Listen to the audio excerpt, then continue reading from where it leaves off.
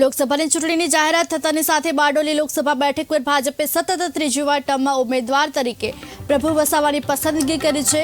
મતદારો સુધી જવા માટે હવે ફરી પ્રચાર કાર્યની શરૂઆત કરવાશે।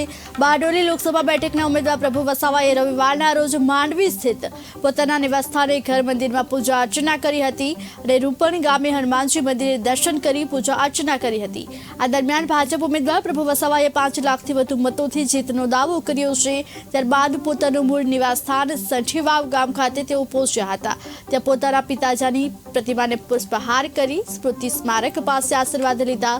સૌપ્રથમ તેઓ માંડવીથી તાપી જિલ્લામાં પ્રવેશતા ગામડાઓમાં પ્રવેશી ચૂંટણી પ્રચારની શરૂઆત કરી છે।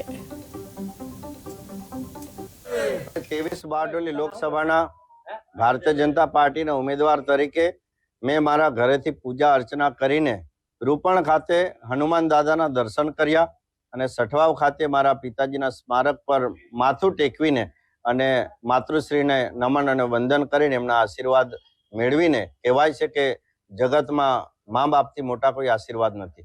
ત્યારે આશીર્વાદ સાથે હું મારું લોકસભાનું છેવાડાનું ગામ જે કહેવાય પણ એને પહેલા ગામ તરીકે ગણીને મહારાષ્ટ્રની બોર્ડરનું કુકરમુંડા તાલુકામાંથી હું આજે મારા ચૂંટણી પ્રચારના શ્રી ગણેશ કરી રહ્યો છું। લોકશાહી દેશમાં લોકતાંત્રિક પાર્ટીઓ પોતાના ઉમેદવારો ઊભા રાખતી હોય છે, એ કાયમ ઊભા રાખતી આવેલી છે। પણ મારે ચોક્કસ એટલું યાદ દેવડાવવું જોઈએ કે 2014માં તાપી જિલ્લાના જ તુષારભાઈ ચૌધરી જે કેન્દ્ર સરકારના સિટિંગ એમપી અને સિટિંગ મંત્રી પણ હતા, ત્યારે તે વખતે પણ તાપી જિલ્લાની પ્રજાએ મારા આદિવાસી સમાજના મતદાર ભાઈઓ બહેનોએ નરેન્દ્રભાઈ મોદી સાહેબને પીએમ બનાવવા માટે અને આ વિસ્તારના પ્રતિનિધિ તરીકે જીતાડવા માટે જે આશીર્વાદ રૂપી મતદાન કરેલું, ત્યારે આ વખતે પણ આવી રીતે સમગ્ર મશીનરી તાલુકા પંચાયત, જિલ્લા પંચાયત, તમામ 3 ધારાસભ્યો આ બધા જ ભારતીય જનતા પાર્ટીના તાપી જિલ્લામાં છે।